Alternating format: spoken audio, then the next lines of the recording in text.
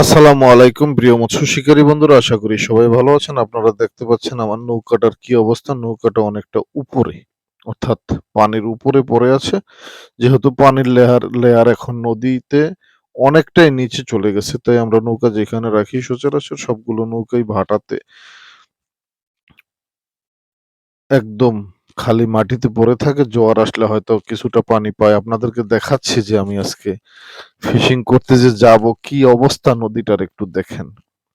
আপনাদেরকে দেখাচ্ছি যে এই যে এটা হচ্ছে পশ্চিম পাশ, অর্থাৎ নদীটা আমাদের দক্ষিণ দিক থেকে এসে এখানে হালকা একটু ঘুরে পশ্চিম দিকে চলে গেছে। তার মানে হচ্ছে আজকে দক্ষিণ দিকে যতটুকু চোখ যায় ততটুকু কস্তুরী, এবং পশ্চিম দিকে যতটুকু চোখ যায় ততটুকু কস্তুরী।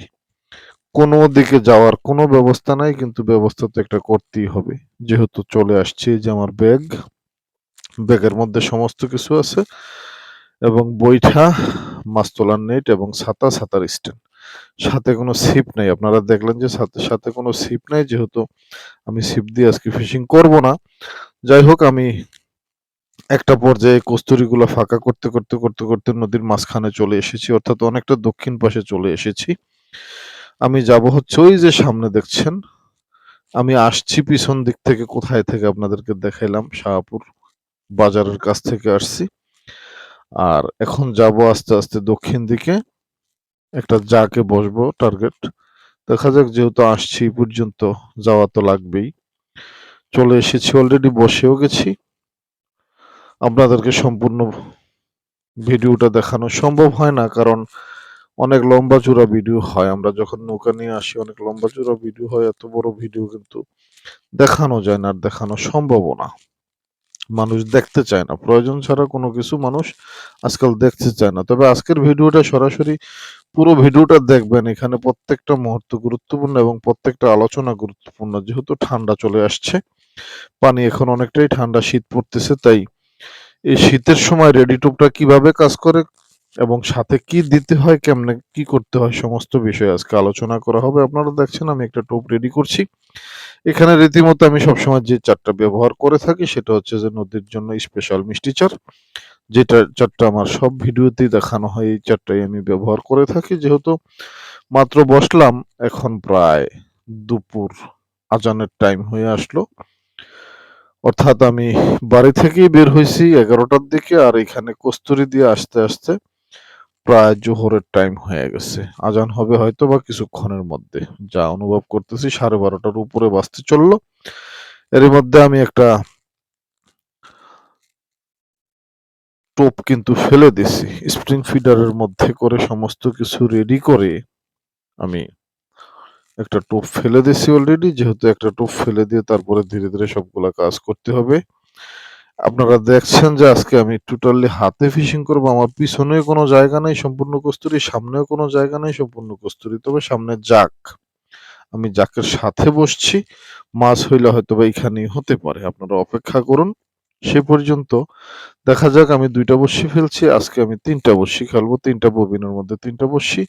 আমি এখন নদীতে ছিপ আনি না শুধু একটা কারণে, যে কস্তুরীর জন্য ছিপ ফালানো যায় না, সামনে কোনো জায়গা থাকে না, তাই। আজকে খেলা হবে শুধু রেডি টুবের খেলা। অবশ্য আমি পুরো বর্ষার সিজনটাই রেডি টুব দিয়ে খেলেছি। এবছর আমি ডিম রুটির খেলা একদিনও খেলি নাই। যেহেতু আমার রেডি টুবে যথেষ্ট ভালো হিট পাচ্ছি, সেক্ষেত্রে অন্যান্য কোনো টোপ এখানে ব্যবহার করার কোনো যুক্তি নাই। তাই আমি সবসময় রেডি মিক্সারটা দিয়ে রেডি টুব তৈরি করে সবসময় খেলি নদীতে, এবং সব ধরনের মাছ ইনশাল্লাহ হিট করে রেডি টুব।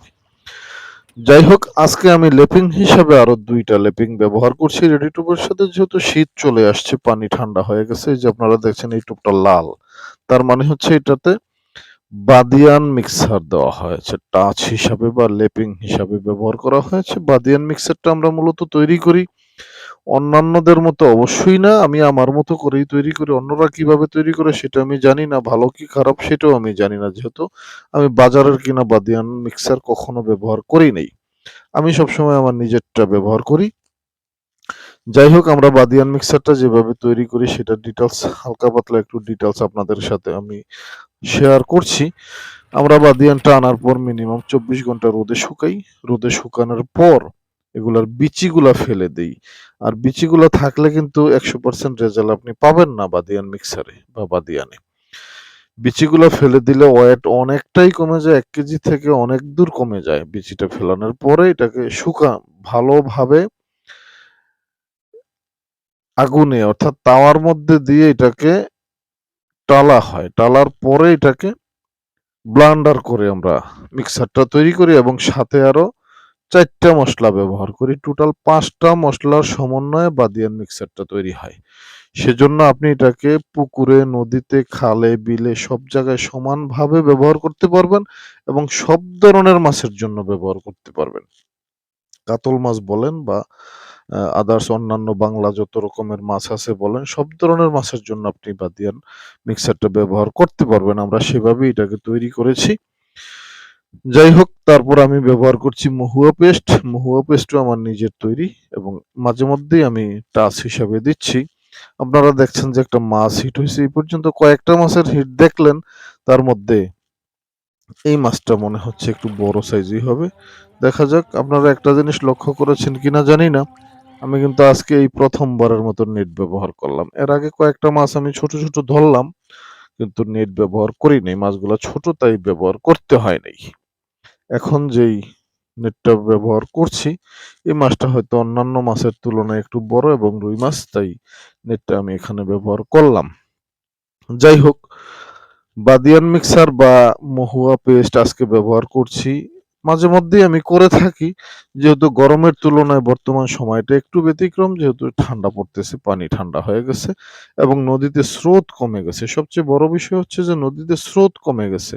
আর স্রোত কমে যাওয়ার কারণে আপনার যে রেডি টু এর ফ্লেভার এটা কিন্তু খুব বেশি দূরত্ব ছড়াবে না এবং চারের যেই ঘ্রাণ এটাও কিন্তু খুব বেশি দূরত্বে ছড়াবে না। শুধু স্রোত কমে যাওয়ার কারণে। সেক্ষেত্রে আপনি যদি টাচ হিসাবে কোনো রকম কোনো কিছু ব্যবহার করতে পারেন বা এই বাদিয়ান মিক্সারটা ব্যবহার করতে পারেন, সেক্ষেত্রে কিন্তু আপনি যথেষ্ট ভালো রেজাল্ট পাবেন। আপনারা দেখলেন যে আমি কিছুক্ষণ আগে যেই টোপটা ফেললাম, সেটার মধ্যে কিন্তু একটা বড় মাছ হিট হইছে।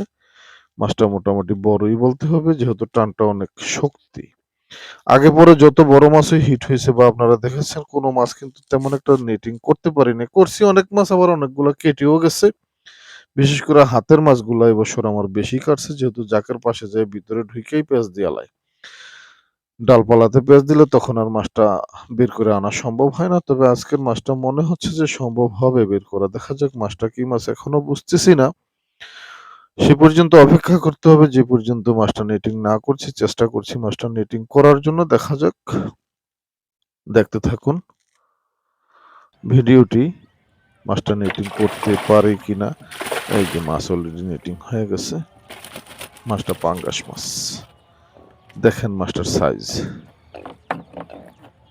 আল্লাহ, যেহেতু অনেকটাই বড়, অনেক বড় পাঙ্গাস মাছটা। যাই হোক, এরই সাথে সাথে আমরা ভিডিওরও প্রায় শেষ পর্যায়ে চলে এসেছি।